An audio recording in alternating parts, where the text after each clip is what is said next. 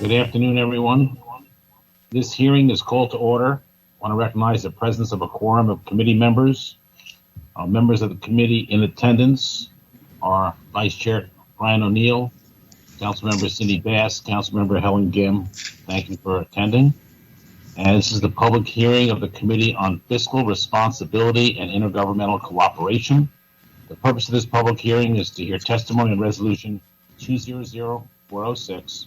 I understand that state law currently requires that the following announcement be made at the beginning of every remote public hearing as follows. Due to the current public health emergency, City Council committees are currently meeting remotely. We're using Microsoft Teams to make these remote hearings possible.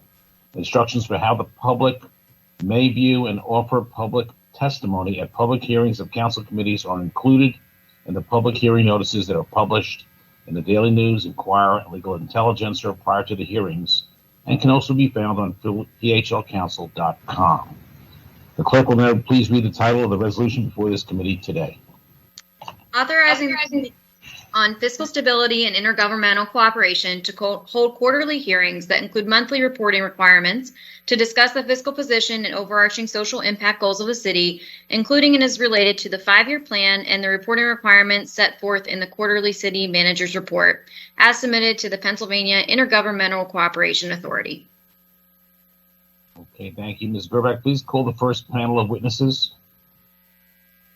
Our first panel will be Harvey Rice, Rob DeBoe, and Marissa Waxman. Thank you. Please state your name and proceed with your testimony. Mr. Rice, you want to go first? Thank you, Councilman.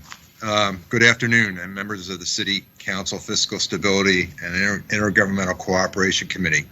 As you know, my name is Harvey Rice. I'm the Executive Director of the Pennsylvania Intergovernmental Cooperation Authority, the state oversight agency for the City of Philadelphia.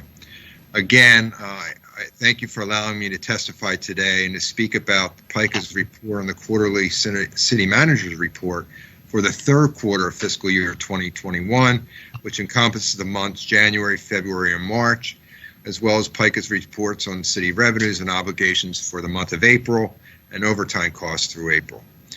I have prepared, as I've done in the past, a short PowerPoint presentation with the highlights of our reports, and so let me go through them for you.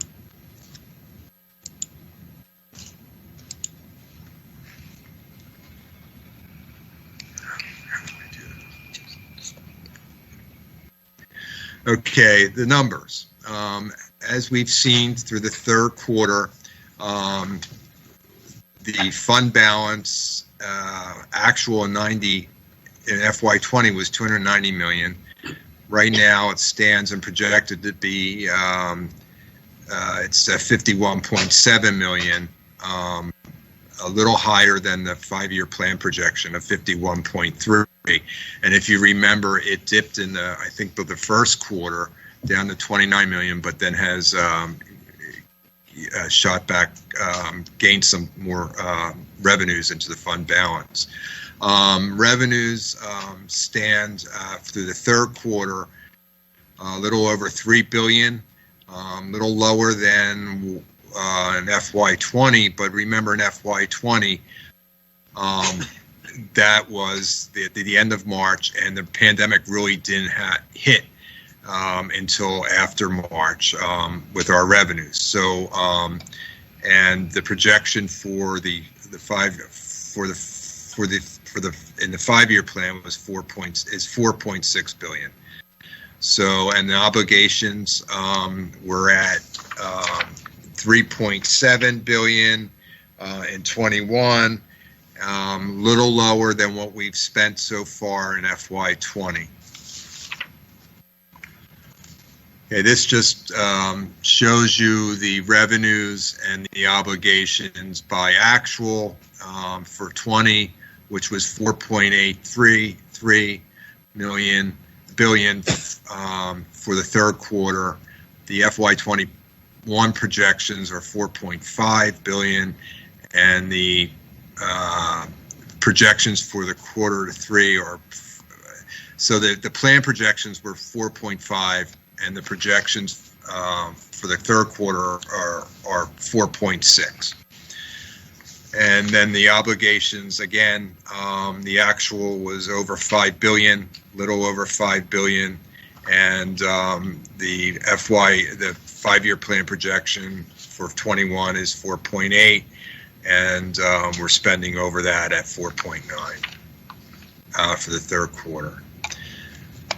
Our general fund summary, as you can see, revenues are projected to increase 16.8 million from the 5-year plan, original 5-year plan projection. Obligations are projected to increase 124.9 million from the original 5-year plan projection, and that's what we first compare it to, is what was submitted to the board, to PICA, the authority, and the board voted on the adoption of the plan back in last July. The third quarter projected fund balance, as I mentioned earlier, is 51.7 million, very close to what was originally projected in the 5-year plan.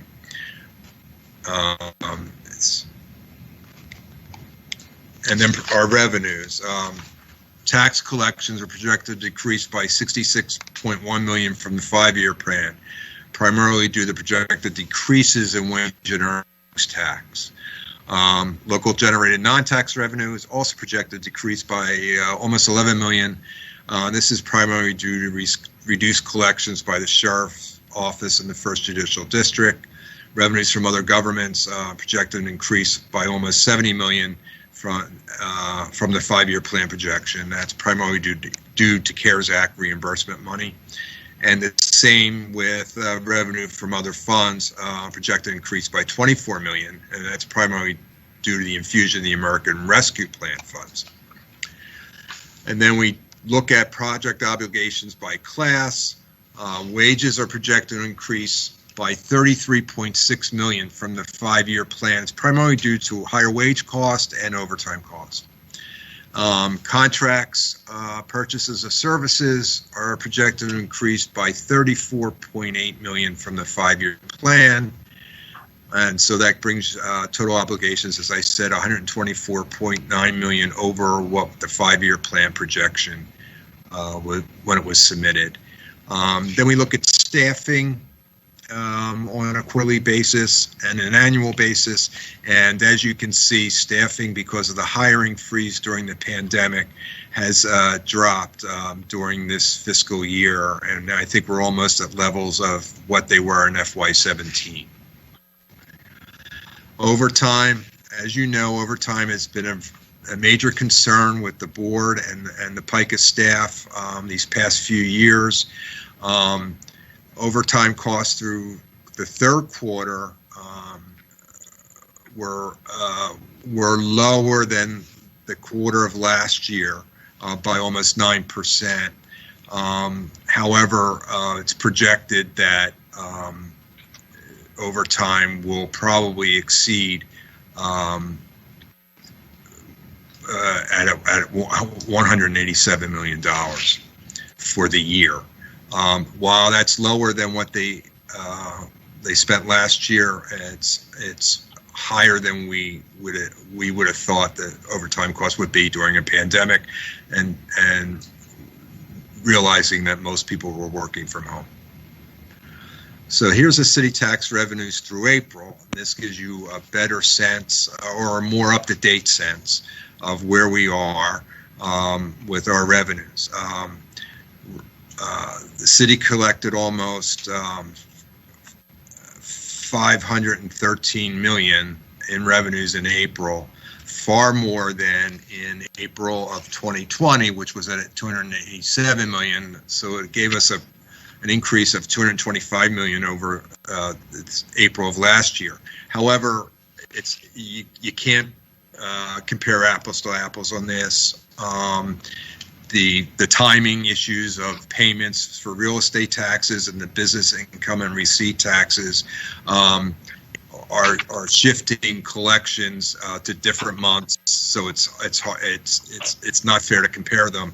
However, one bright side that we saw that was that real estate tax came in better than projected. The delinquency rate wasn't as high as we thought would happen during this pandemic. So, and the business income and receipts tax, the BERT tax, is also coming in good, and that's, I think, primarily due to the corporate earnings tax doing so well.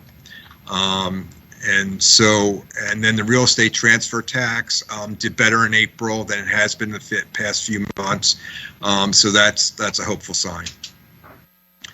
Now, obligations through April, through the end of April, the city expended almost $3.8 billion and encumbered an additional almost $30 million, which amounted to a total of almost $4 billion, or over 80% of the $4.9 billion FY21 budget.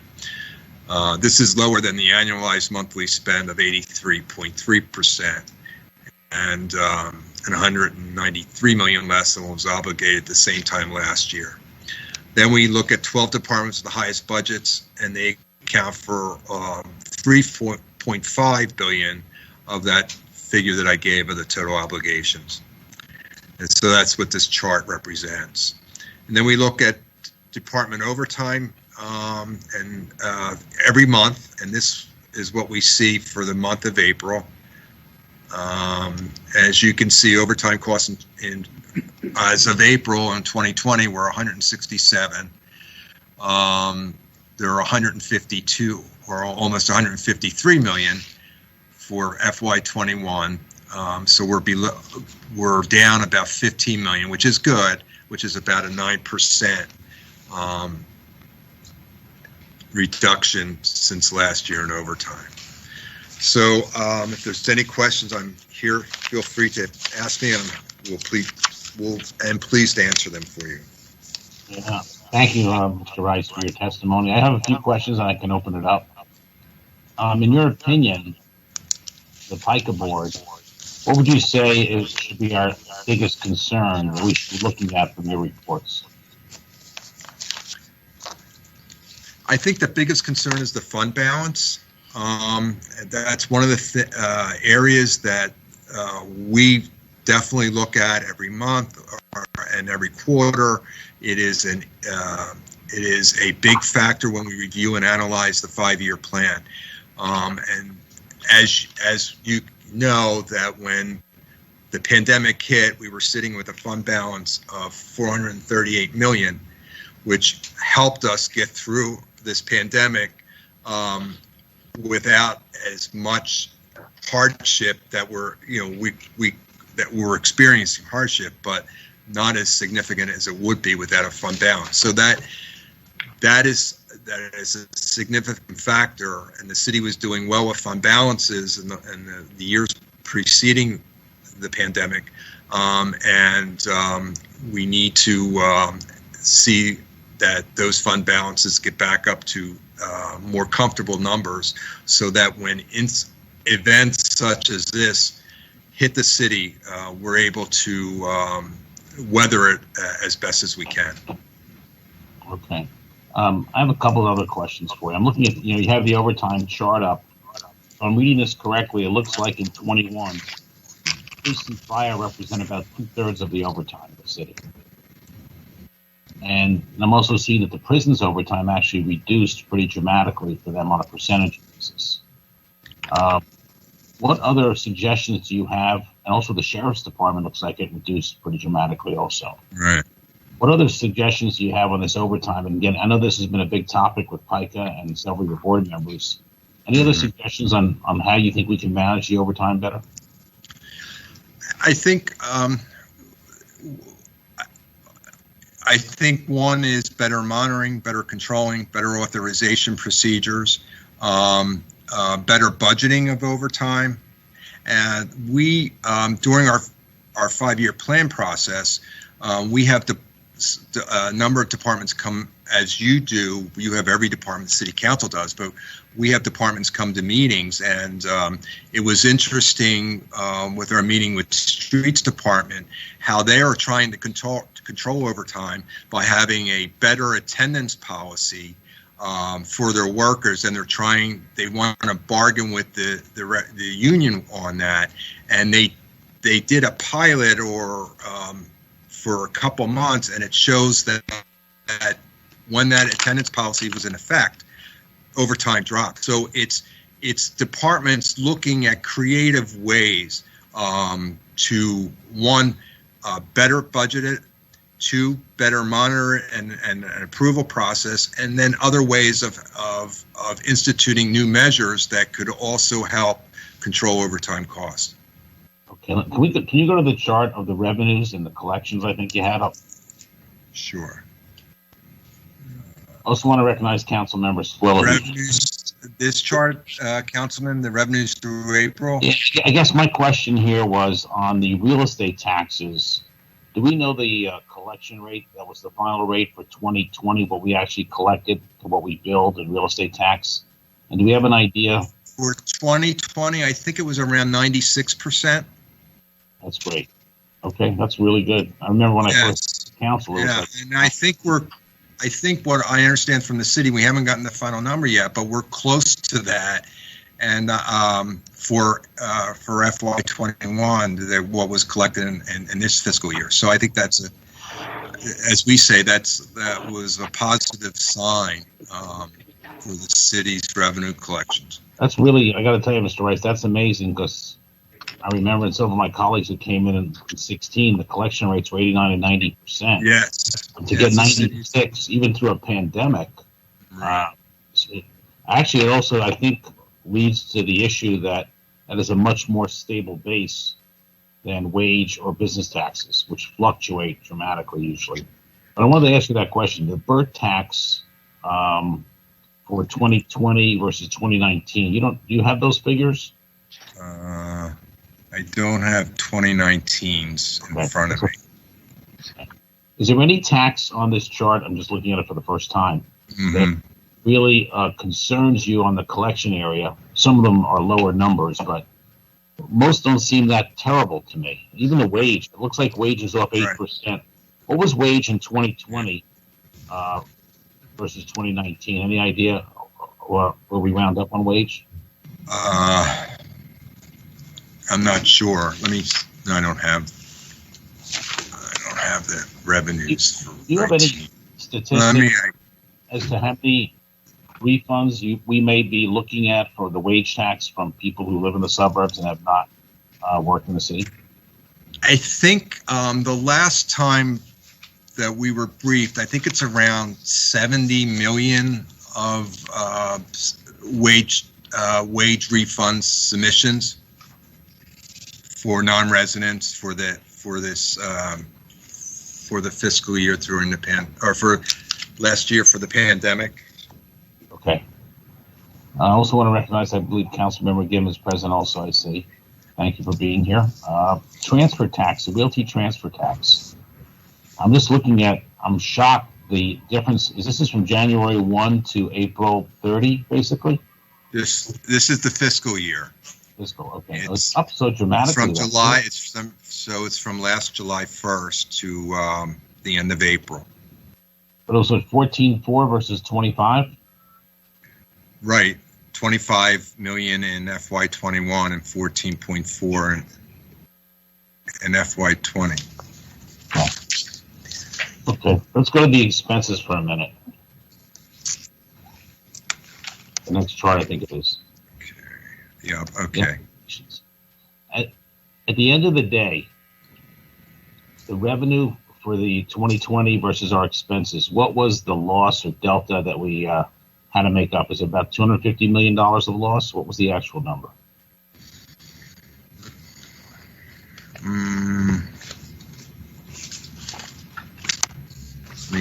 I think I have it somewhere here. By the way, Mr. Rice, if you don't have it, I can ask Robert. I'm sure they have that number too. I think you're in the ballpark, Councilman. Yeah. All right. Are there any other questions for Mr. Rice? Seeing none, thank you for your presentation today. It's always very informative. Thank you so much, and thank you to the PICA board for all the work you guys do. All right. Thank you for having us back. Sure. We'll keep having you. Okay. Go Sixers. That's right. Great game. Anyway, let's hear from Rob DeBoe and Marissa next. Okay. We also have sorry, we should introduce ourselves. My name's Rob DeBoe. I'm the finance director. Thank you for the opportunity to testify about our quarterly report and to give you an update on our finances. With me today is Marissa Waxman, who is the city's budget director. We have a presentation, but we'll go through it quickly because a lot of it is going to be repetitive with what you went through with Harvey, and we'll try to answer some of your questions as we go through. So on slide 2, sort of kind of basic overview of revenues and expenses. And as you can see, our projections are that they will come in essentially where we budget them, and that our fund balance will be pretty much where we said it was going to be in the adopted budget. But as Harvey said, there's a real challenge there. That fund balance is much lower than it should be. Our internal target is to be at about 6 to 8% of spending, and the government best practice is more like 17%. And we're probably going to finish this year at only around 1%. So that's a real challenge. And the next slide, slide 3, tries to kind of graphically display where we were and where we think we'll be at the end of this year, and why that's a problem. So as Harvey said, at the end of FY19, heading into the pandemic, we were at about $439 million. As you can see from the graph, that's above our internal target, the high part of which would have been about $382 million. Still well below best practice, which would have been close to $811 million. But that gave us some cushion, which meant that what we went through wasn't as horrible as it could have been, when we saw our revenues go down by about $750 million. That obviously had an impact by the end of FY20. And remember, in FY20, there was really only one quarter that was hit by the pandemic. So we had 3 quarters that were really strong and were looking really good. And then, everything just kind of fell off a cliff. So because those first 3 quarters were so good, we ended the year just below our internal target. To get to our internal target, we would have needed about $302 million. We wound up at $291. Again, well below the higher part of the target and really, really far below best practice. For this year, now with 15 months of the pandemic hitting our finances, we're now projecting a fund balance of only about $51 million. And you can just see, looking at where that is compared to where we want to be and where the best practices are, that it's really just a fraction. And so what that means is that we have very little cushion, and that if things go badly, we don't have any protection, and we start to have to do much uglier things than we had to do before. With that, I'm going to flip it over to Marissa to walk through some of the details on our revenues and expenditures. Great. Thank you, Rob. And hi, Marissa Waxman, Budget Director. So the third quarter of FY21, we brought in $1.42 billion. That was about $50 million more than the third quarter last year. So not much going on there. Our year-end projection for revenues is $4.6 billion. It's a little bit more than the adopted budget, and really virtually no change since last year. I think the big headline is, for the most part, there aren't significant changes from in this compared to what we presented in the FY22 budget proposal. There have been some revisions to revenues because we did start to draw down some of those American Rescue Plan dollars this year, about $26 million. Harvey did mention that it is, while we are ending up with the fund balance about where we had it in the adopted budget, it's been a bit of a roller coaster to get there. Good news was some additional revenues from the American Rescue Plan. But there were some areas where obviously we had less revenues than we initially thought. For example, due to the court-ordered pause in sheriff sales, we had some reductions for our locally generated non-tax, also that estimate of wage tax refund requests. And so overall, our year-to-date revenues are pretty close when you're looking on a percentage basis. Our target budget had suggested we'd have about $3 billion in the door by the end of March. We had slightly over that. And so things have been going pretty well. Taxes, bit of a mix. There's some changes we've made since the last quarterly city managers report. Number one, was accounting for those expected refunds from non-resident Philadelphians. And so you had asked, how many of those have come in so far? Between the ones we've already granted and the ones that we've received but are still in process, it's about $80 million so far. We budgeted for about 125, and obviously since the IRS pushed back their filing deadline to late May, we're still seeing stuff come in. So we're not at the end of the road. But that 80 million was about close to 30,000 commuters requesting refunds there. And so that's the data there. So that's in terms of revenues where we are. I would say generally, we don't have any known challenges that are going to keep us from meeting all of our targets from this year, but there are two open questions. One is those wage tax refunds, and the other is our BERT. While we've got money coming in, again, with that later than normal tax deadline, we're still in the process of processing, and we'll also see what sort of credits and refunds folks are requesting there. Just for scale, in recent years, sometimes those refund requests can be up to $40 million, and we don't know that until later. In terms of our obligations, our spending, again, we're just pretty much on track with our target budget. There were some increases that are offset by new revenues. So we have a portion of our sales tax that is dedicated to the pension. And good news, the sales tax was a bit higher than expected. So it meant our spending for those pension contributions was also a bit higher. So not really an impact on our operations or our fund balance, but just more sort of us making sure our numbers stay up to date. And so our year-end projection for our spending is at that $4.93 billion. It is a squidge less than what we had in our target budget.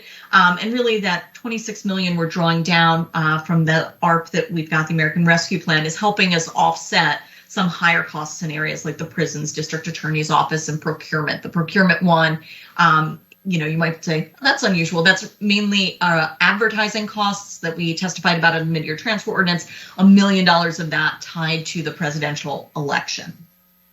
Overtime, as Harvey mentioned, is down compared to the prior year. And this is where we really see a mixed bag. One, obviously, we have parts of city government operations that have not been happening the way that they normally will. Well, actually, across this, none of it's happening as normal. In some areas, significantly less activity and so less overtime. Others, particularly in public safety areas, a lot more. We have a fire department that's been helping with vaccinations. That wasn't something they did last third quarter.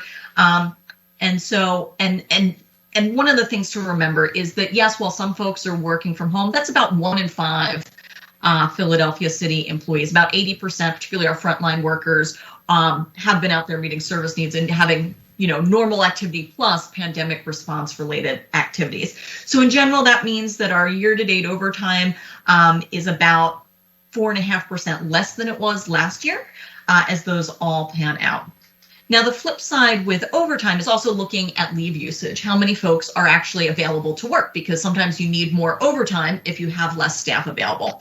And this is where we see a lot of the real impacts of the pandemic as our staff are dealing with their own personal health, childcare needs for themselves, care for family members, quarantine and isolation requirements. We are seeing some real variation or differences than you might expect in leave usage, who's able to show up versus who's not.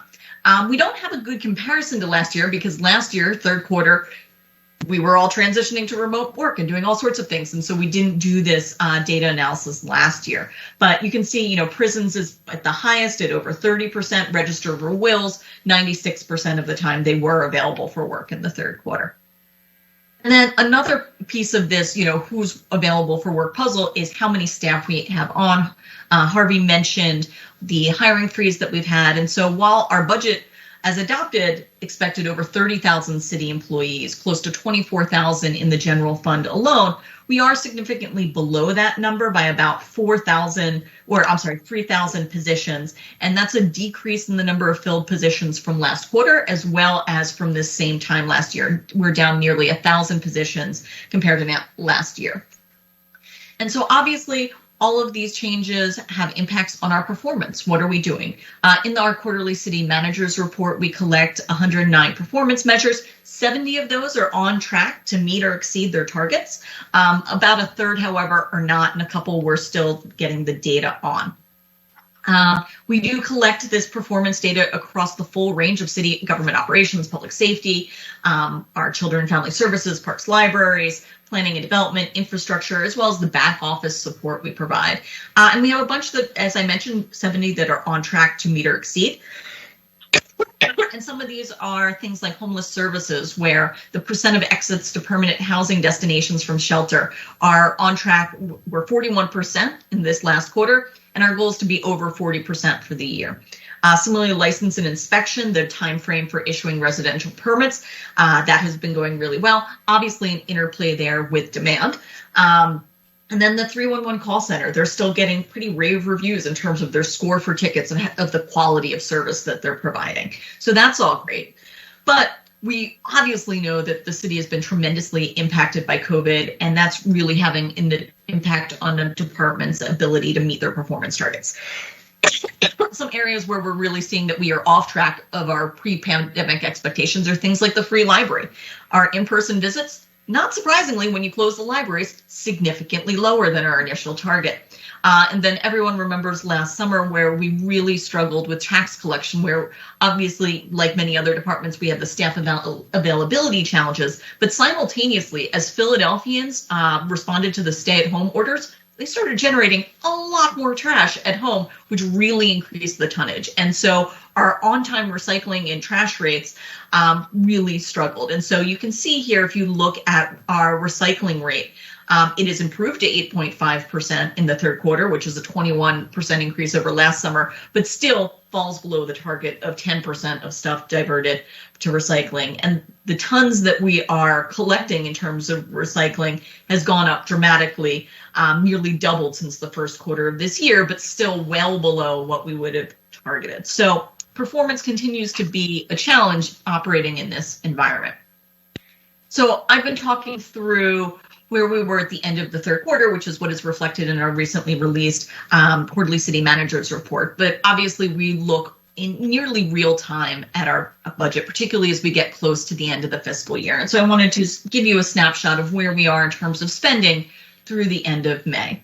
And so at this point, we've spent through the end of May 85.6% of our general fund budget, 4.9% in the last month alone. And 12 months a year, you would on average expect us to be spending about 8.3%. But it's not totally even. We have certain departments that have very seasonal either staffing needs, or they make certain payments a couple times a year. For example, our debt service happens in 2 big chunks. Normally, we make 4 big quarterly payments to the school district and SEPTA. So it's not even over the month. But in general, we are continuing to be really on track of where we would expect to be, nothing of particular concern. When we look department by department, looking at total spending through May, great news, nobody's over 100% yet. And that most departments are beneath where you would be for 11/12 of the year having passed. There are a couple of departments where you'll see things pop a little bit up. Usually there's good explanations for that. Departments like DBH, IDS, because they work with so many providers and so much of their budget goes that way, those dollars are encumbered almost in July. So they've been sort of nudging up against the top for most of the year. So that's their total appropriations and includes their staffing costs, contract costs, everything. And you can see, some of the other things in here, as I mentioned, sinking fund, which is where we make those debt service payments. 91% of their obligations are done, mainly because they've already made their debt service payments for the year. When we're looking at just the class 100 in isolation, you can see here, for the most part, we're seeing a lot of departments who are at or below where you'd expect to be 11/12 of the year in. Some things might jump out at you as a little bit odd. If you look at, say, the DHS payroll, there is a lot of transferring of costs between the grants fund and the general fund. And so that's all going to move around as we close up the books at the end of the year. In terms of ones that are getting closer, but again, good. Nobody's over 100% at this point in the year. Some questions around city commissioners that obviously had a very unusual year with how the elections unfolded. There's also some, we're seeing a bit in some of our other elected officials, but generally, we think everything is manageable. What these charts are telling us is that we are on track to basically stay where we expect to be in terms of our spending, our revenues, with those caveats about still waiting for the wage tax refunds and BERT, and hit that $51.7 million fund balance, which, as Rob mentioned, is important to hit, but still far, far, far below where we would want to be, given that there still is some uncertainty for the city's economy and the global economy going forward. So where we are at this point in thinking about the city's fiscal stability, obviously we are still in the midst of the FY22 budget process. We're working together with council and the administration to get the budget finalized by July 1. That's the point at which really the PICA board picks up the baton to review and then hopefully approve the 5-year plan within 30 days of passage of the budget. And that plan, in order for them to give it a favorable review, must be based on reasonable assumptions. We can't be, crazy about what we think the economy is going to do or what's going to happen. And it has to be balanced in all 5 years. And as you know, PICA's approval or disapproval can really swing hundreds of millions of dollars in city revenue. So it is something that really is critical for us to achieve. There is one more sort of variable that is out there that is really going to have an impact on balancing that plan and the budget, and that is the collective bargaining agreements. All 4 of the city's union contracts expire at the end of this month. Because we anticipate that new contracts that begin July 1 will have some additional costs, we have built into the FY22 budget a $25 million labor reserve, and actually over the course of our 5-year plan, a $200 million labor reserve. And so that is one more thing that as we are thinking about the city's fiscal stability as we move into FY22, clearly a critical component there. So that's where we are at as we wind down FY21. Thank you. Thank you, Marissa, and thank you, Rob. I have a few questions. I want to mention that Councilmember Kendra Brooks joined the meeting. Thank you. And Councilmember Keanu Sanchez and Councilmember David O. So thank you all for joining. In general terms, I don't know if this is Rob or Marissa, in 2020, revenues less expenses, bottom line was a shortfall. Sorry, you broke up a little. The revenues versus the expenses in 2020, what would you say that shortfall was? So if you look at the easiest way to look at it, if we go back to slide 3,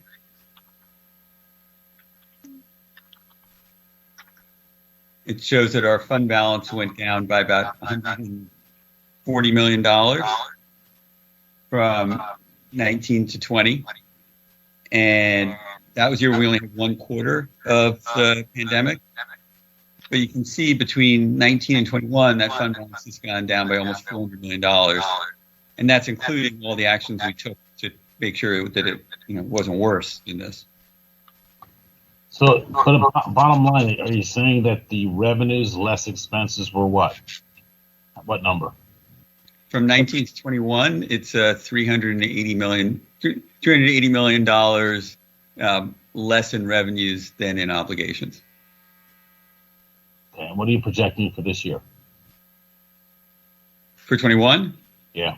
Yeah, we're projecting to wind up at that 51 million, which would mean that this year revenues were less than obligations by about 140 million. But I do want to add that that number would have been much worse if we hadn't taken all the budget balancing actions that were included in the FY21 budget. Okay, so just give me what I'm looking for is kind of bottom line. The revenue of 20 less the expense of 20, the revenue of 21 less the expense of 21. What are those two? That's that drop from 438 to 51. So is that the total between the two periods? Yes. So it's from 19 to 21. 80 is what you're talking about. Okay. Yeah.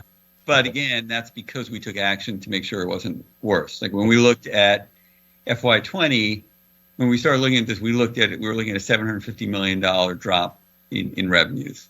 Okay. And then how much money so far have we received from the federal government of the 1.4 we're supposed to receive over the next 12 months? So we have received about 570 million. We should be receiving another 130 within the next week or so. So we'll get about 700 this year and 700 in 12 months. That's right. In simple math, if we were replenishing the reserve, you'd say that 700 minus 380 is what we have available to spend this year, correct? If that was just simple math. reasonable math, but we don't look at just 1 year at a time. We look at our 5-year plan. Right. And when we did projections out for the 5-year plan, we were looking at a $1.5 billion gap. So the 1.4 billion is an incredible lifeline for us. It's not enough to get us back to where we were, even because it doesn't even fill the gap that we're projecting over the 5 years. So let me just drill down. I'm going to use the word that the loss of 20 versus the cash flow loss of 21. What will be the cash flow projected loss of 21? Of that 381, how much was lost in 20? How much of that was in 21? So 20 would have been 140 million, and 21 would be 240 million. And what do you think it's going to be in 22? What's your projection? 22, we're projecting that we'll get back up over 100 million, that it'll be, we'll have a positive fund balance. But that will include drawing down those relief dollars. Correct. Yeah. Absent those, we had projected about a $450 million gap. Right. And actually, even in 21, we're starting to draw down those dollars. There's about 26 million that we're drawing down. So without that number would be more like 25 million. Can you go back? Did you have the chart on the revenues in this analysis?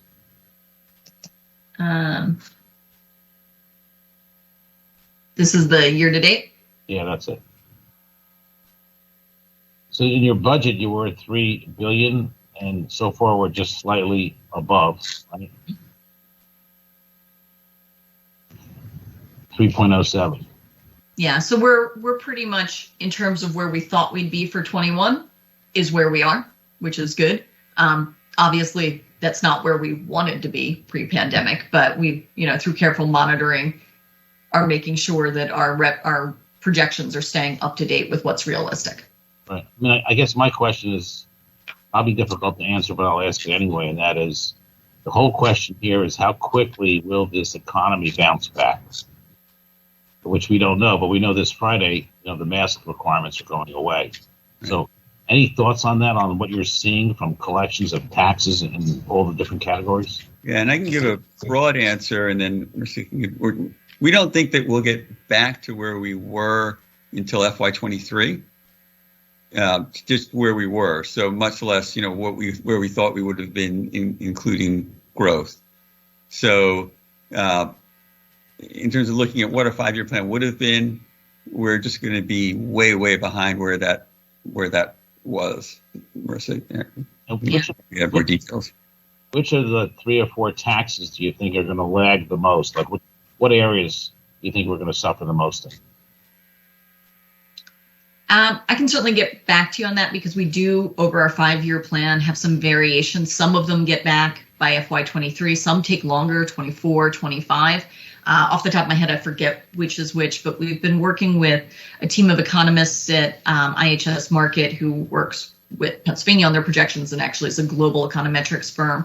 And so, they're helping us look at the interplay between, there's both when rules are relaxed and, businesses and individuals can do things the way they used to, but they're also really making sure we're being thoughtful about the fact that just because people can doesn't mean that their behavior is going to shift immediately or that it'll resume back to where it was. And so that's why through parts of this, we've got an assumption that, say, 15% of our non-resident wage tax never comes back as folks are changing the patterns of where work happens, that maybe they're not in Philadelphia 5 days a week. They're not in, maybe they're in 0 days, maybe they're in 3, and that across the board, we're expecting some permanent shifts in our tax base as a result of it. So while we think our dollars will get back, not in this coming year, but over time, we also anticipate some permanent shifts. On the wage taxes, Marissa, what do you think the non-resident wage tax pre-pandemic, what was that total number, and what is 15% of that number? What does that figure look like? So what I can tell you off the top of my head is that about pre-pandemic, about 40% of wage taxes came from those non-residents. And so that's the thing that'll be, so if we lose 15, and I think it's overall, we think 15% of those don't come back. So that's, let's say 8%, is my math right? 6% impact on the wage tax. So 15% of 40%. I think it's about $100 million. When we did this That's before, the answer. it's about $100 million loss. And so far, I think you mentioned 80 million has been refunded so far, correct? Has been refunded or has been requested, but Okay. we're still in process. And so there could be potentially, in your estimation, another 20 million that could get refunded. So we actually assumed in our projections about, I think, 120, 125 million. And so that's what our assumption was. We do think that number comes down. Our assumptions for FY22 are closer to 70 million. So we think this year will be more, but still next year. On the real estate tax, we heard earlier from Harvey Rice that the 96% collection rate. So it doesn't appear to me that there'd be any kind of shortage in the real estate tax collection. Is that correct? So what we're seeing so far is that, yeah, luckily that, where we've just had to, since the last quarterly city manager's report is when we had to put in that reduction in wage tax, over 100 million. We luckily were able to balance that out with the real estate tax has been performing a bit better than we expected in terms of collection rates, as well as some of the other taxes. I mentioned sales tax has done a bit better than we expected. So not enough to offset those wage tax losses and refund requests, but certainly some support there in interplay. I mean, so all this conversation really shows us that the things that you tax that can't move are more stable than those things that can be moved, basically. Other than the wage tax, I assume that's our biggest potential loss. What is the second and third biggest potential tax losses that you're calculating? So, I mean, in terms of, there's sort of two questions there. What are our largest tax streams? So even a small percentage difference is really impactful for us. And so small percentage difference in our BERT, which, we expect more than $500 million from, matters to us, and that is historically volatile. Other large significant streams are our realty transfer tax. That's one that very early on, as real estate activity stopped, that really plummeted, but has actually come back and stayed fairly strong once activity could resume. So that one has been looking pretty good. We obviously have some other taxes that the percentage loss has been far more dramatic. You take our amusement tax, 85+% of the amusement tax comes from a tax on the tickets for professional sporting events.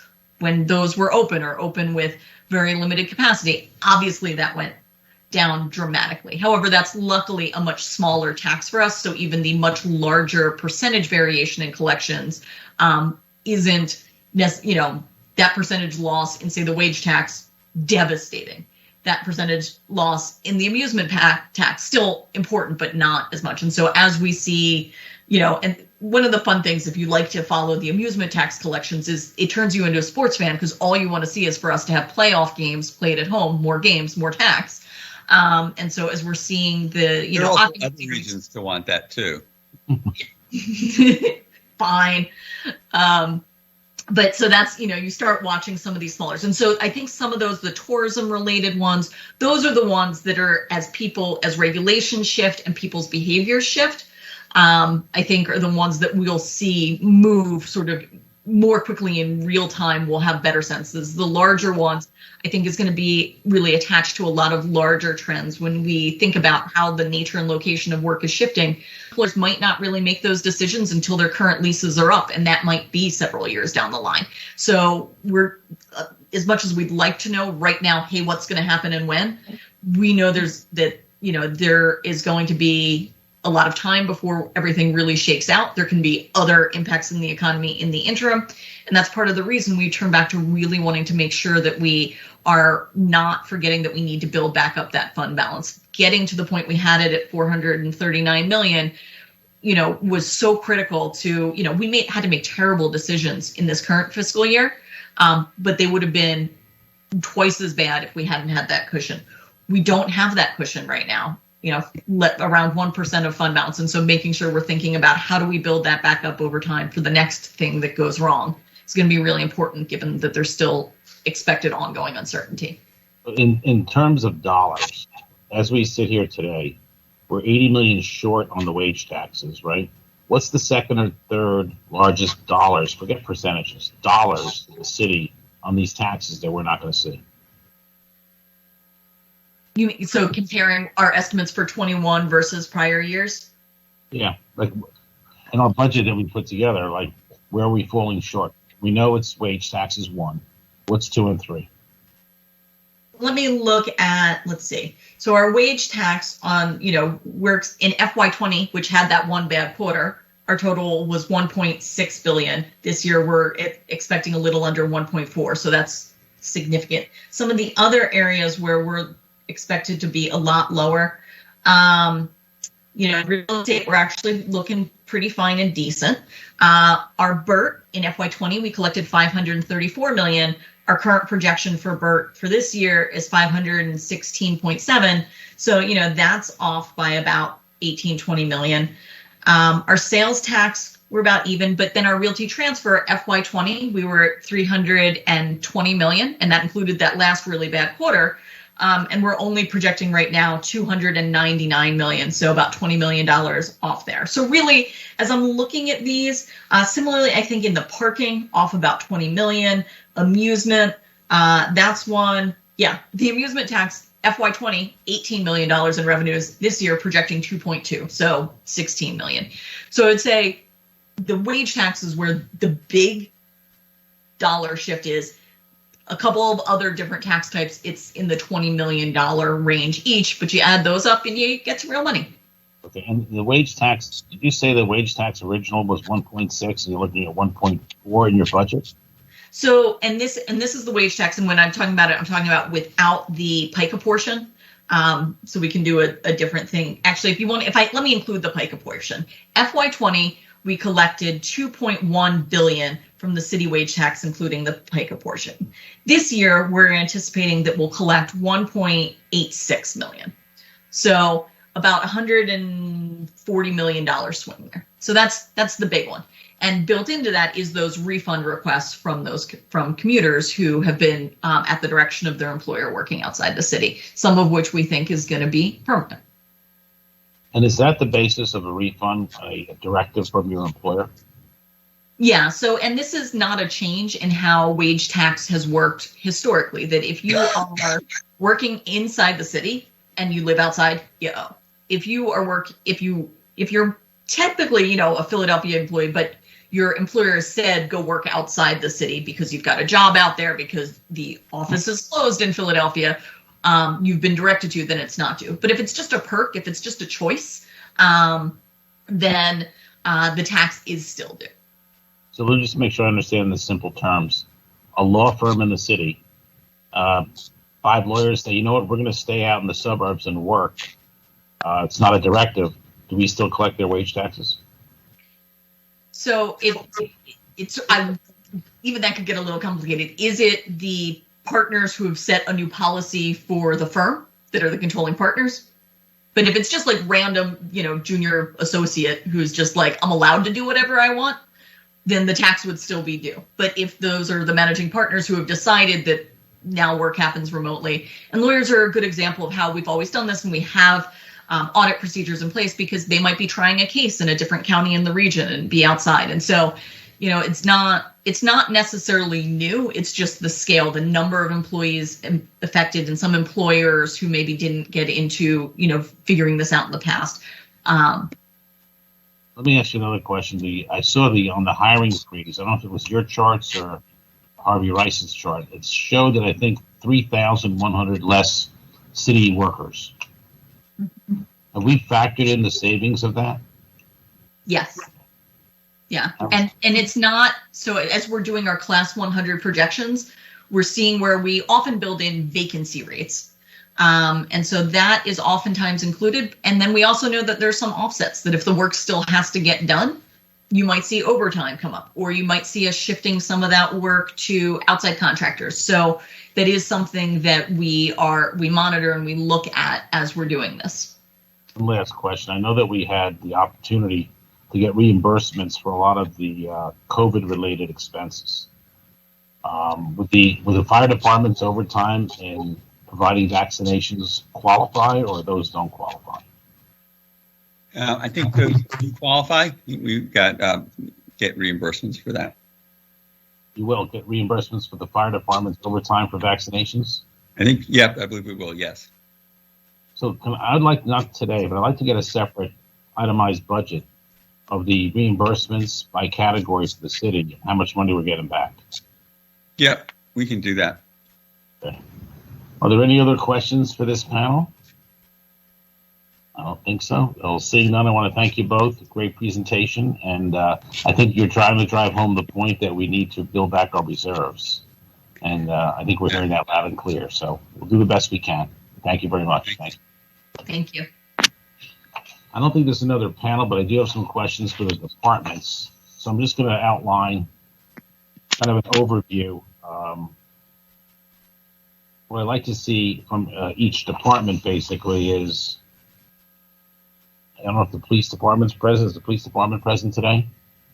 Yes, Councilman Christine Calder's here representing Commissioner Outlaw. How are you today? Thank you very much. So I know that your overtime was down. Any other strategies on how you plan on, I know it's difficult in public safety right now to manage that. I know you have a lot of people out. But I guess I have two questions for you. One, is the overtime increasing because of the lack of recruits basically for the police department? And how do we manage this better from an economic standpoint, but also making sure we're providing the safety? Right. That has a big part in it. The less cops we have, the less cops we can deploy on straight time, and therefore we have to cover some gaps with overtime officers.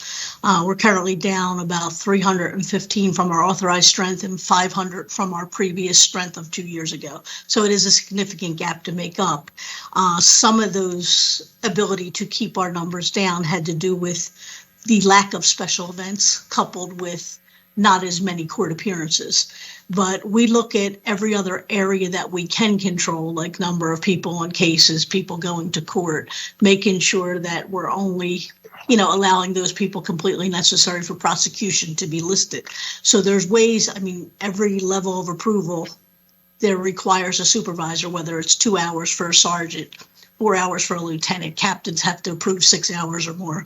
But some of the circumstances that we dealt with our significant rise in homicides, there's a lot more investigative overtime that's needed because there's still the same number of people handling it. And to say the simple solution, we'll just put more detectives in homicide, that pulls them from every single division, putting us still at that shortfall. And to make more detectives has less cops on the street. So they all have that kind of ripple effect.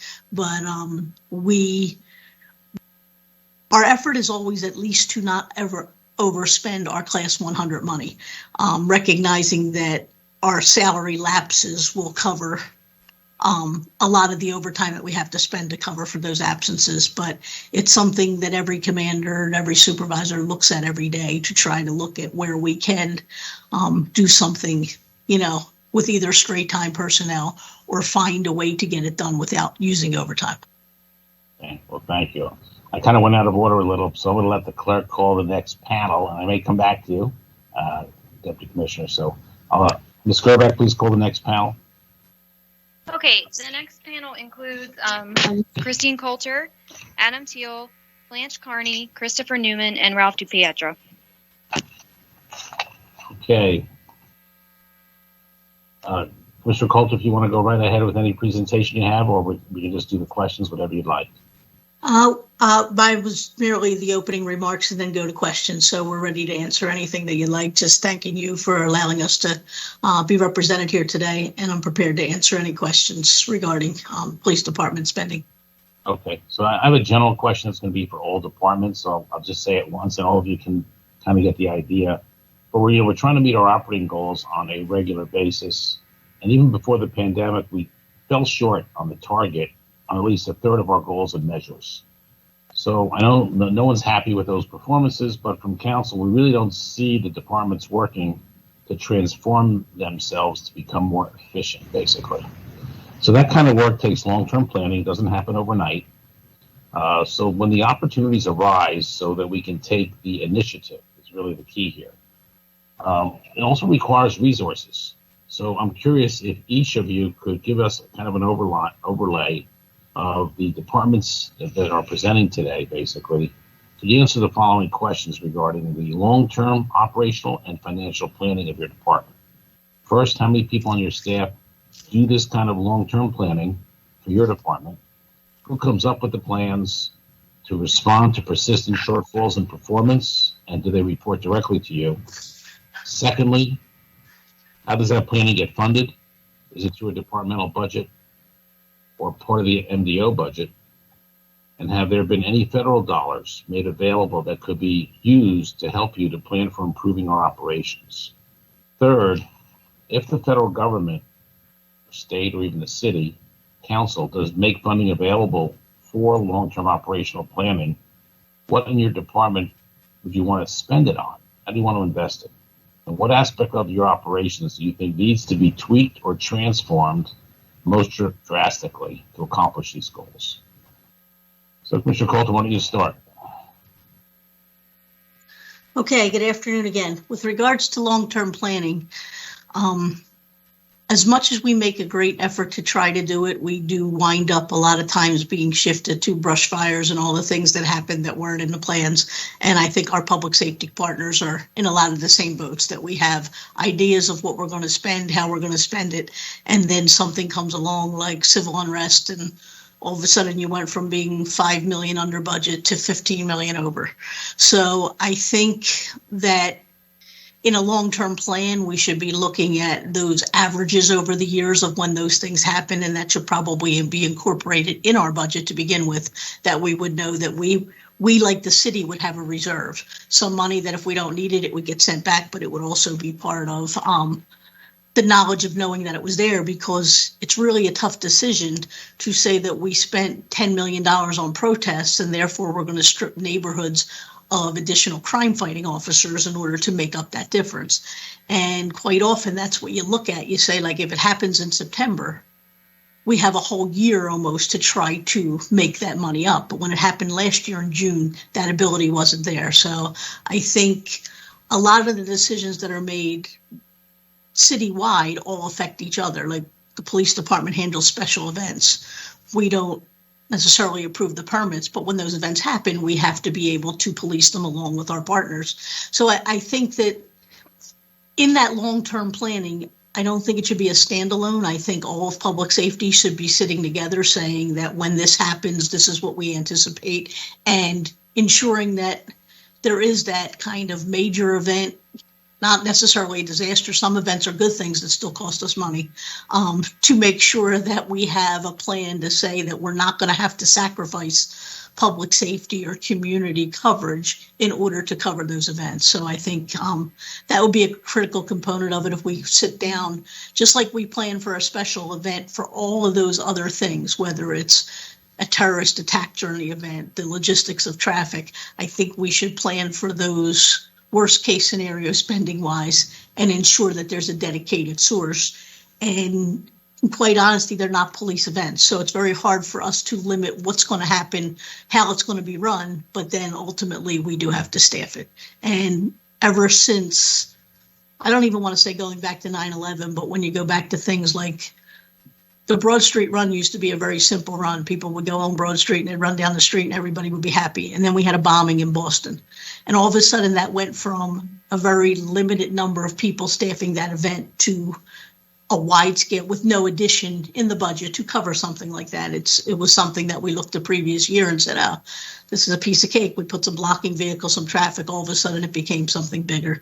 So I think we have to look at it a little bit less myopic and more globally to say how can all of public safety cover the things that we need to cover in these events and ensure that there's a dedicated fund to cover them, not stripping those essential functions that we always need that overtime to supplement.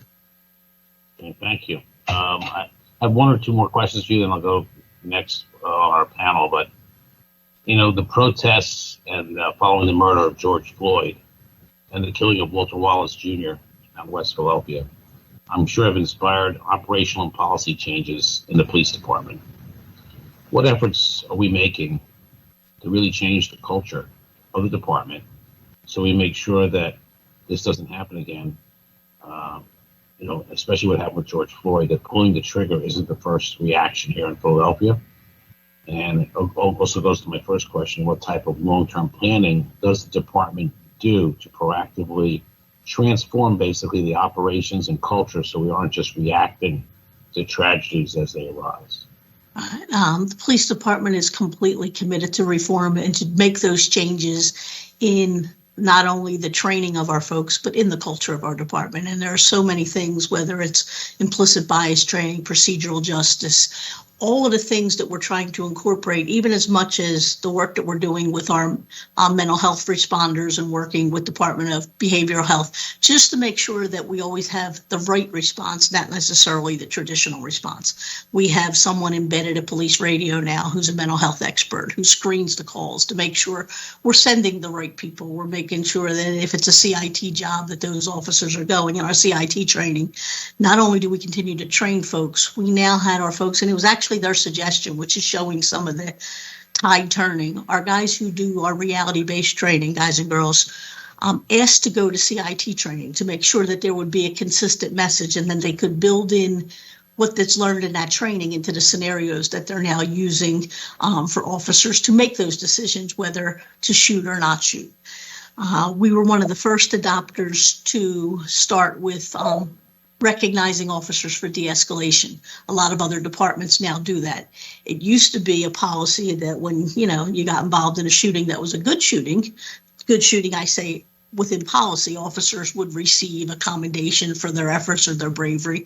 We now recognize them for their efforts when they could have shot and didn't, recognizing that if you made a better tactical decision or you utilized the right resources.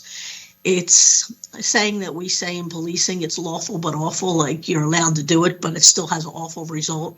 Making sure all of our officers know that you have more than one tool available, that you're, going to use all of the training, all of the resources of the department, hoping that it never leads to deadly force. Will we still have those issues? Yes. There's always going to be a time where, officers are not given a choice, but with given a choice, we're really working to train them in a way and indoctrinate them into a culture of, working in a caring community and building that equity before the incident happens. So we have, that cohesion, because I can only speak for what we're trying to do here.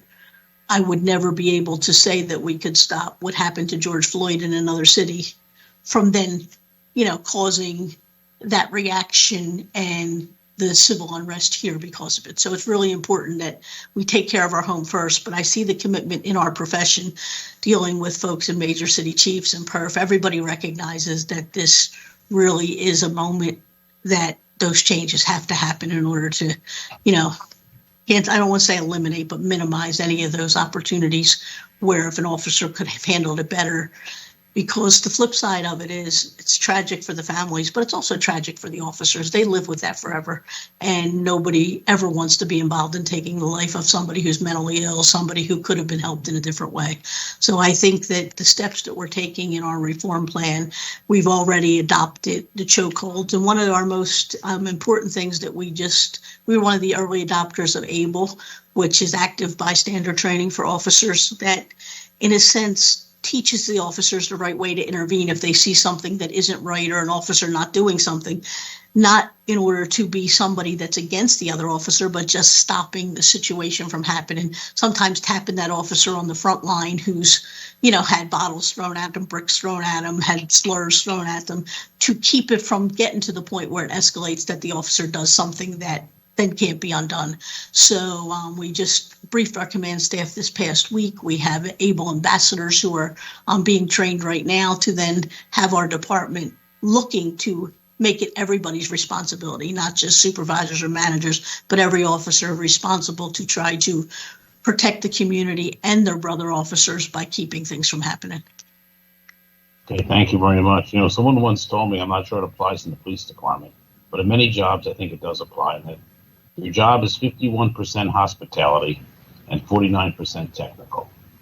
And if we could, in the police department, if we could increase the trust between the people and the police in many neighborhoods, I think it'll go a really long way to helping the police department, helping the city, and helping the neighborhoods. That trust is key. Because I sense that we've lost a lot of trust in different neighborhoods. And you got to build that back. So anyway, thank you for your testimony today. I'd like to go to Commissioner Teal. Maybe you want to answer that long question I posed in the beginning, and then I have a few other quick questions for you. And first of all, Commissioner, thank you and to your department for all the work you've done in the last several months on the vaccinations. You guys did a great job and really appreciate it. So please go right ahead.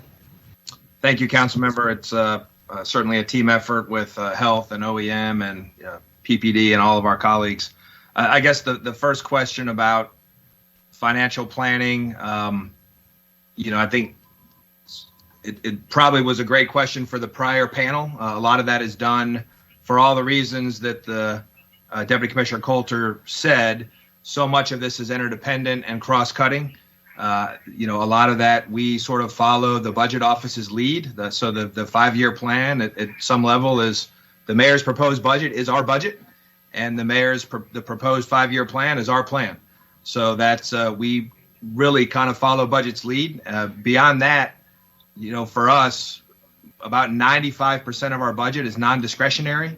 It's used to fill minimum staffing vacancies on response units at our current deployment. Those are contractual obligations. They're also operational effectiveness and safety obligations. So with what's left, there really isn't a lot to plan. We don't typically have enough money to do anything but maintain current services. We had a few years where that was different, and then that planning process was obviously different in that prioritization process as we work with the budget office and work through federal grants to restore 4 of the 5 engine companies that were closed in 2008 and 2009, and many of the other operational enhancements that we've made, the 10 additional peak time medic units. But really, this year, it's essentially maintaining current service. And as you know, one reason that we are constantly relying on overtime is because we, frankly, don't have enough money to do that without the overtime. So there really isn't in a kind of current service environment, there isn't a lot of latitude to do much creative planning. And of course, we're also sensitive to all of those other equities and interests that play into it. Other beyond personnel costs, and that essentially 90% of that minimum staffing ban. We've had analysis after analysis. It's basically our overtime is going to fill the spots on frontline fire engines, ladder trucks, medic units. Everybody else is going out the door about 1,000 times a day, 24/7, 365. Actually, that's incidents. They're going out the door about 1,500 to 2,000 times a day. So beyond that, a lot of what we spend is on consumable medical supplies that we provide to patients. As you've heard me say, the busiest ambulance in the nation, 2 years running, right here in Philadelphia. Not New York, not LA, not Houston, not Phoenix, but in Philly. So we pay for those medical supplies and we provide those to patients, and we bill the patients. But again, as you know and have discussed before in other hearings, I think we're the second largest revenue producer after L&I, but that still is a fraction of what we spend to provide that service 24/7, 365 in every neighborhood of the city. So we don't have a lot of control over our demand. We also, frankly, this is in contrast to private business. We don't get to change our mission. We pretty much, our mission is set. It's established by charter. And so if, we don't want to be doing this because it's not economic, we're not in the, we're not in the business of making money. Clearly, we're in the business of providing service. So that's really, job number one for us. And, the service that we provide is in high demand, and we don't have control over that either. If folks call, we respond 24/7, 365, anywhere, anytime. So, in general, a couple of questions for you. Fire department recruits, are you having a difficulty hiring people for the fire department right now? Councilmember, that's a great question. I'm glad you asked it, because what is different from our last hearing, we are in the process, we think, of putting together an academy class to start in August, and that would be around 80 firefighter EMTs. That's a 9-month training class. 80 is not quite enough to fill our 1-year attrition requirements, so that still doesn't grow us to the point where we're getting into that area where we have a relief factor to offset overtime. But it certainly is a great start. And, we appreciate our colleagues from budget and others for moving that forward. We're not really sure what the next hiring process is going to look like, where the current list expires in November. So we are working with OHR to understand how we're going to do a recruitment in this kind of COVID transitional space. I don't anticipate us having issues hiring firefighter EMTs. We continue to have real challenges because there's a national and a state shortage. You've heard me say this before, of certified paramedics, which is why we're investing heavily in our community EMT programs, our upgrade programs for our current fire service EMTs to become advanced EMTs and then paramedics, because we're just not finding, certified paramedics out there on the open market. And frankly, they can go to many other jurisdictions and work half as hard for twice the money. Let me ask you a question. Your overtime, have anyone done a deep dive and looked at the overtime and said, if we had X amount of full-time people versus overtime, is there an analysis that was done that shows by hiring X amount of new people, we could save the overall overtime costs, including the new salaries and fringe benefits? Council member, the short answer is yes. And actually, analysis after analysis after analysis. The really good news on that front, the result of that analysis is why last year our authorized strength, our authorized position count grew greatly to over 3,000 to the current number of authorized positions. Because that really has kind of reset the relationship between that it's a more accurate expression of the number of positions we actually need filled to maintain service, understanding that every day we're going to have people who are on leave, sick, injured, out doing something administrative, out for training.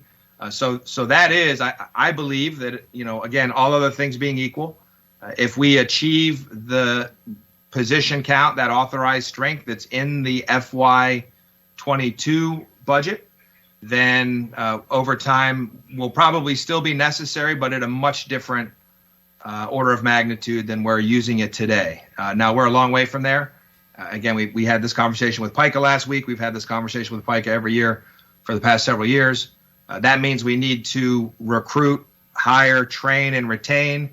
In addition to that class of 85 or so that we're looking to start in August, we need about another 400 firefighter EMTs, and then we also need to hire probably 300 to 400 paramedics. I'm not sure this is in your area, but I know some of these costs that are incurred are reimbursable through insurance. Do you have any idea of how much we get reimbursed to what we bill? Well, we only bill for EMS transports. That is, it's a highly regulated space. It's regulated by the Federal Centers for Medicare and Medicaid Services, or CMS.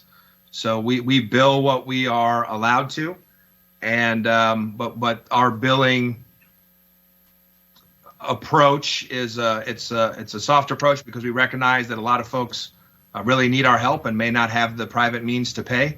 So we don't collect. We collect probably, and again, it's hard to say a number year over year, but I would say on average year over year, we collect about 25% of what we actually bill, which is still somewhat less than what it actually costs to provide the service. Does that also cover car accidents? Are they collectible or they're not in this situation? Car accidents, what we do currently is the patients who are transported from those car accidents would receive a bill. There are fire departments that bill for car accidents. There are fire departments that bill for going to fires. And in fact, that's actually how the fire service started. We believe our mandate here in Philadelphia is that fire protection and EMS is a public good. So we don't bill for that except for the EMS billing. Okay. All right. Well, thank you, Commissioner. I don't think there's any other questions right now, so we'll come back if there are. Thank you very much. Thank you. Let's go to Commissioner of Prisons. Commissioner Carney, I don't know if you have a few words you want to comment, or I can go right to questions. It's totally up to you. I can go right to respond to the initial question you posed. Okay. Good afternoon, Councilman Dom. Prior to the pandemic, the prison was on target with meeting its criminal justice reforms by safely reducing the jails and the prison population by the work that was established with the MacArthur Foundation. the population was decreasing. We had closed the House of Corrections, and we were on target to depopulate the detention center, and then the pandemic hit. That put us in a situation where we were adequately staffed. We had a significantly decreased population at that time by 60%. So we were trending down, and we were actually implementing the initiatives that were created by in collaboration with the criminal justice partners to reduce the over-reliance on jails and prisons. Now that we're in the pandemic 15 months, that really has put us in a reverse position where we've seen an increase in the population averaging around 4,800 for this last year in 15 months. We need to, if we have the funding, and as Commissioner Till said, the funding is set, but if we're really going to be prepared for the next pandemic, infrastructure across all of our public safety clusters has to be implemented. In a short period of time, we implemented virtual capability for individuals to have contact virtual visits with their family and also with the courts. We're going to need to ensure that that infrastructure is available with the courts expansion, the district attorney's office, and the public defender's office, where that capability, should we be in a situation where we cannot have in-person and face-to-face operations, we still should be able to maintain operations to get those cases heard. We also are seeing that 93% of the population is pretrial. 15 months going into this, that is impacting potentially the costs that are associated with the requests that we've made for medical and food. So we have to get back on target with processing cases expeditiously. We have to get back in line with ensuring that the people who are committed here are sentenced rather than pretrial, so people can have their day in court, and utilizing diversion programs and using prisons as a last stop on that trajectory. I work closely with our criminal justice partners, and certainly people are doing their job. But once inmates are incarcerated, people are committed to our care. We want to make sure that we have in place a system for speedy trials, cases to be heard, people to be sentenced either to county or state sentences if appropriate, and have those people housed accordingly. Good. Thank you, Commissioner. I have some questions for you I wanted to ask. Just a basic one. The population currently of the prisons, what percentage at this point is vaccinated? The fully vaccinated population is 28%, and 43% have received at least the first dose of the Moderna vaccine. And is there resistance to getting the vaccine? I don't think there's resistance. I think there's concern. We've implemented a robust education program for the population. We've also provided a $30 commissary incentive bag for individuals to take advantage of the vaccine. We've put out information, PSAs. We have vaccination ambassadors, people with lived experience who are fully vaccinated coming in. We have ongoing vaccination interaction with our medical providers. And we've also stood up units where we're housing appropriately individuals who have been vaccinated together to increase that time out of cell. And that's been a major driver of the population agreeing to become vaccinated. So it's still our efforts to answer as many questions, concerns, and apprehension. And we're going to continue to do so we can increase the number. This is a significant number, even though it's 28% fully vaccinated.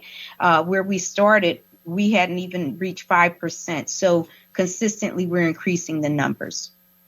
Is the issue now not enough vaccines, or what is the issue to get more of the population vaccinated? I still think it's concern. We received the vaccine from the Department of Public Health.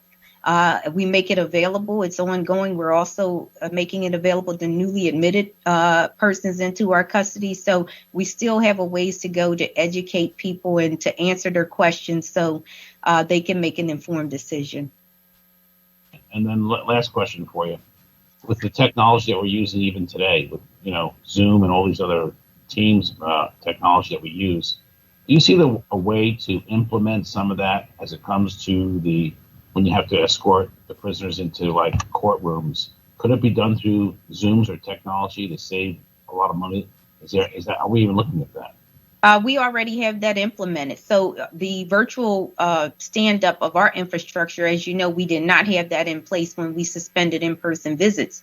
So we pivoted to the virtual platform. We also pivoted to offer the same virtual platform to our criminal justice partners, but it is not at full capacity. And that's the infrastructure that I'm talking about.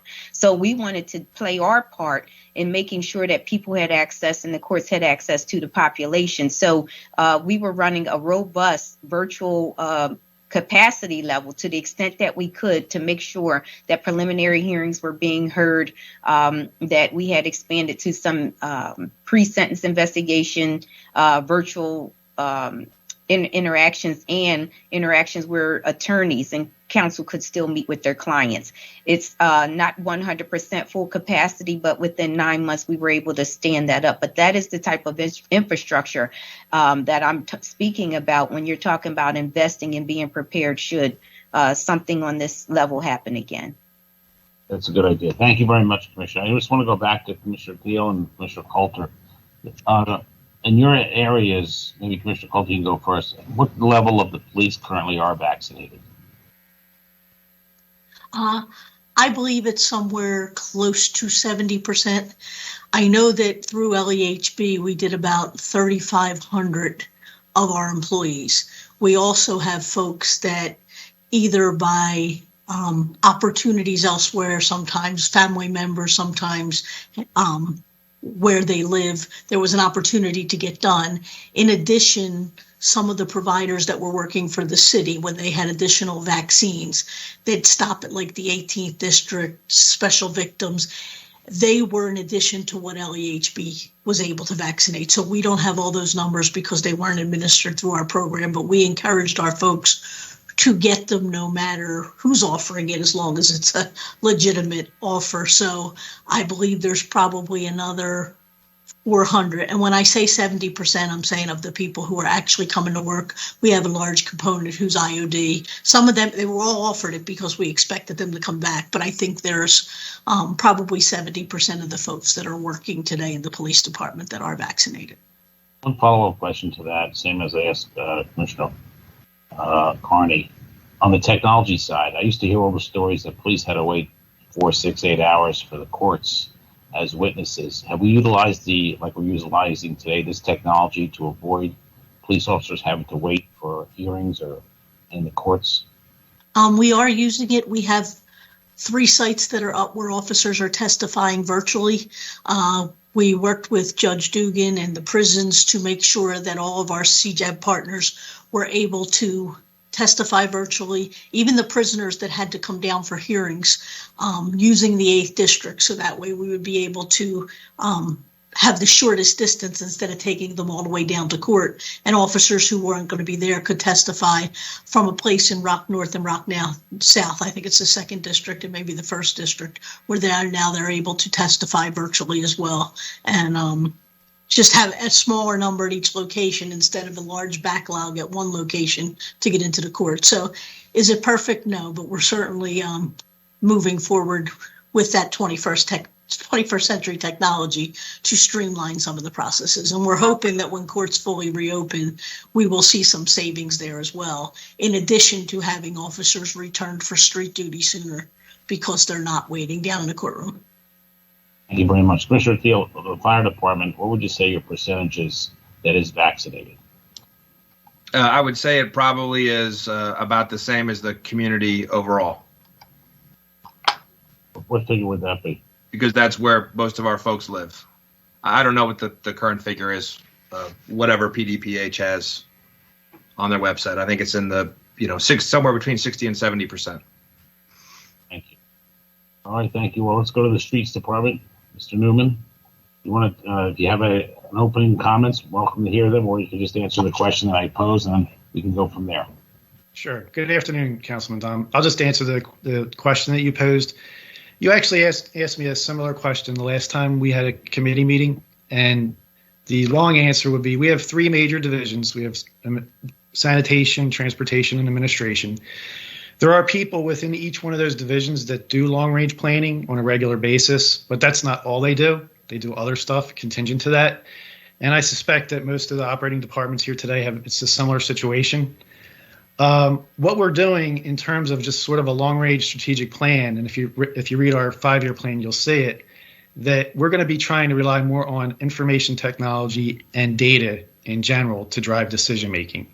So all of our operational vehicles and sanitation, all of our compactors, mechanical brooms, our snow plowing equipment, our paving equipment, all have GPS devices on them now.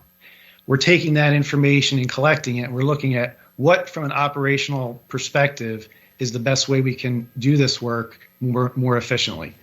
And we actually had really good success with this with our snow plows. So if you remember the past winter season, most of our winter events, and this is my opinion, but I think it's a general consensus, we did a really good job.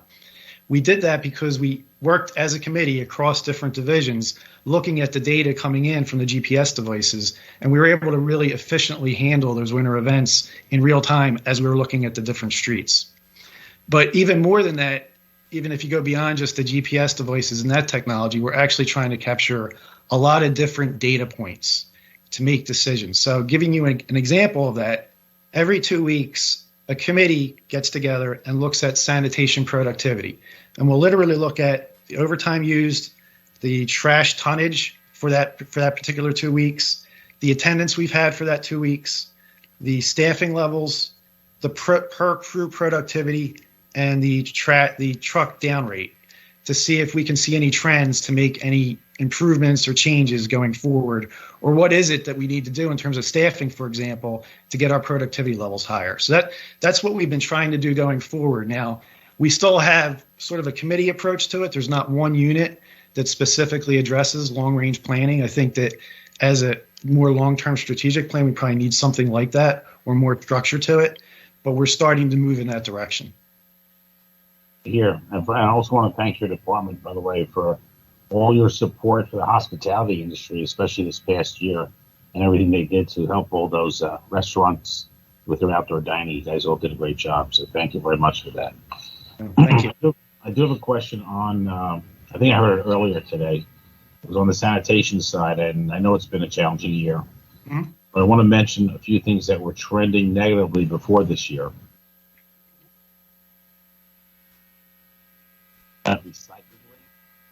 Councilman, you went out. I can't hear you. Can you hear me better now? Is that better? Yes, thank you. So I know prior to this year, we had 6 years ago a 21% recycling rate. I think the goal today is at 10%. I think we were just shy of that goal. But I guess my concern is the U.S. Environmental Protection Agency has set a national recycling rate goal of 50% for 2030. So we were at 21 as a goal 6 years ago. We're down to 10. And I think I saw on one of the charts we're at 8.5%. How do we get to 50 in the next 9 years? I mean, are we looking at that and are we planning for that? So the strategy in terms of recycling is more education and communication. We actually partnered with a nonprofit group right now, and we're doing this right now in real time, where we're looking at survey information from lower Northeast Philadelphia and North Philadelphia in terms of what types of educational materials and communication materials for residents work in increasing the quality of our recycling materials that are being put out. So oftentimes what happens is we're getting contaminated recycling put out on the street and we can't use it. So if we can increase the quality and increase the amount, we believe that we're going to be able to increase our overall recycling rate. I don't know honestly how we would get to 50%. Right now we're at 8.5%. But in terms of a strategy, it's more going to be based on education and communicating to the residents. And right now, that survey that we're doing, we're looking at what types of strategies work best from that perspective. Questions, and I'll be finished here. One that has to do with, I think there's an application that you all put in place maybe a year ago, telling our residents when their trash was going to be picked up. And well, what you're talking about is our GPS. It's a PHL pickup PHL, and it actually shows where our trucks are in relation to different routes during the course of the day. That being utilized by our residents, are they aware of it, and are they really have any way of measuring that utilization?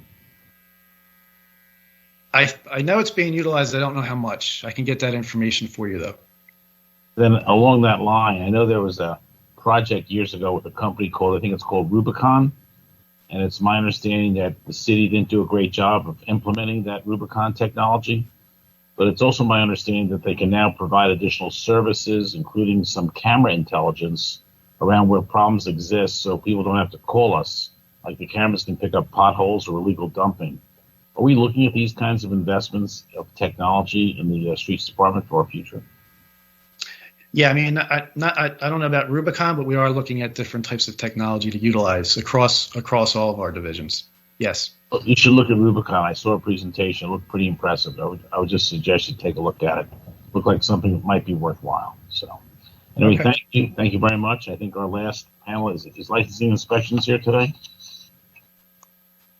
Yes, sir. Okay, well, thank you. I don't know if you want to take a crack at that. My first question, or if you have any prepared comments, feel free to state your name for the record and go right ahead. We'll go. Thank you, Councilmember Dom Ralph DePietro, Acting Commissioner of the Department of Licenses and Inspections. So with respect to the long-term planning, I think Commissioner Teal sort of mentioned this. A lot of this is done in coordination with the budget office for the department. But also, I think we do a lot of those decisions are driven by our strategic plan. In 2019, under former Commissioner Perry, we developed a strategic plan. And I got to say, it's one of the few that I've actually been a part of where we actually achieved most of the things on the plan. You know, very often strategic plans go unfulfilled. That's just the nature of them, I suppose. But we put together a strategic plan. We met most of those goals. Some of them we need to revisit because perhaps they're not necessary now. Maybe there's better things that we can do. So the majority of the folks that work on long-term planning for the department sit in our executive staff. L&I is a small department, 400 people, but with a very large mission. So we're able to do that at an executive level. We also have some long-term planning that's done at the individual manager unit level. But the larger group, the executive staff that's responsible for this, sort of participates in the strategic plan process, where, as I mentioned, we're going through a revision of that now. And a lot of that will inform the budgeting decisions going forward. And one, I think Deputy for Streets, Mr. Newman mentioned an investment in technology, and L&I is absolutely on board with that. We've seen what technology has brought to us. We've seen what it really did for us throughout the pandemic, and that's going to be the earmark over the next year and beyond in terms of the department's focus. Technology and utilizing our resources a little more smartly, more administrative functions rather than actual boots on the ground. And there's lots of ways in which we can do that. So, and that's, I think the sort of the last part is we don't really get any federal funding for that, at least not that I'm aware of. It's mostly money from our budget. Thank you. I have a few questions for you, though. Yes, sir. So first, I do want to thank you, as well as the Streets Department, for all the work you've done for the restaurant industry and helping them with their outdoor dining. I think this was a model program across the country, and I think you all did a great job, especially the fact that I think we had the legislation had to be approved in 3 days, and I didn't hear any complaints, so that's pretty impressive by the administration. So you guys did a good job. Thanks. Sure. So, and I know that this summer we're going to be looking for ways to continue this outdoor dining program, so we'll be working with you on that, and we look forward to it. The common threads I hear with people trying to open businesses in the city is the process to open. They're frustrated. They don't know how to do it. It's very difficult for many people. I don't want to share personal experiences, but I will tell you, before I was in government, I had my own share of challenges to get businesses opened up in the city. And I learned something from this legislation, and that is probably timeframes are a good idea to put into these processes of opening businesses and putting in a time frame. So, like, if somebody comes to us and says, I want to open a grocery store, or I want to open up a corner restaurant, or whatever it is, we lay out what the requirements are, but we also give them an idea what the time frame is to get it done. And that might also help us accomplish our tasks a lot quicker if we're under a time frame. I always say that, that DIN, which is do it now, needs to be in government. Have we looked at some of these regulations that we have, and is there an opportunity to revisit these and put time frames next to everything so people have an expectation of what they're going to, look forward to when they deal with the city of Philadelphia? Yeah, I think so. In fact, in years past, Commerce Department sort of was interested in running a pilot, which would do exactly that. they were concentrating, I think, mostly on food-related businesses, but they wanted to see, how that they could lay out the benchmarks. You're opening a food business. Here's what you do. Here's the amount of days it takes to do that. One of the challenges we had, and we still have to some degree, is we don't really have systems that talk to each other fully. As that becomes more and more of a reality, I think that's something we can do. We certainly set timeframes, for example, for our internal processes. If you get a residential plan review, in some cases that plan review has to be done in 10 days, depending on the unit and the type of work. So we have that for internal stuff. And I think having an online and a 24/7 a system that's available 24/7, I think will actually help us to achieve that sort of that goal of, hey, you're a business owner. Here's what you're looking to do. Here's the steps you're going to take. Now, one of the things that comes along with that, and one of the things that we've worked really well and we're developing, and it was a lesson we learned from the pandemic, is providing one-on-one appointments for folks. The zoning code, the building and fire codes can be very complicated for the layperson. They're very complicated for technical people. And so moving to a place where we could establish appointments where folks can actually sit down with the examiner or the license issuing staff and talk about it has been key. And we've done this remote and in person throughout the pandemic, and we've gotten really good response. And I think that's one way that we can help shorten that time frame. You could write 1 million emails, but nothing will explain it better than sitting there face to face, either in person or virtually, with somebody saying, no, this means that, and here's what you need to do next. I think another part of that will be as we improve our relationship with partners, the other agencies that are involved in the permitting process, water department, streets department, historical commission, as we improve that interaction and we improve the communication there, I think that'll also reduce some of that time frame that folks spend getting a business approved. It's certainly worth doing, and it's something I'd like to see that the city embark on, but it's going to take, because it's a multifaceted approach, because the level of technical expertise is so broad that you couldn't house it in one department, but you certainly could do it simultaneously in many cases, and that's what we're trying to do with our Eclipse. Your water department review is happening about at the same time as your building plan review. So these things are now available to us, so there's no reason why we couldn't look at a program like that. Yeah, that's great, because I think in this environment coming out of the pandemic, we need, as a city, need to be more competitive. We need to make it easier for us to do business in the city hall and welcome people back to the city. I always say this has nothing to do with any of you, but we should be answering our phones in the city. Thank you for calling the city of Philadelphia. How may we help you? Thank God they're calling us, because thank God they're here. Anyway, I want to thank all the panelists today for being here. I don't know if there's any other questions from any of my other colleagues. I don't see any in the chat room. So I want to thank each of you for being here today and for your insight and information. We appreciate your testimony today. Look forward to working with you in the future. And this will conclude our hearing on resolution number 200-406. The hearing is adjourned, and thank you very much for all your attendance and all the information you shared. Thank you so much. Be safe. Thank you. Thank you. Take care. Take care. Go Sixers, right? Go Sixers.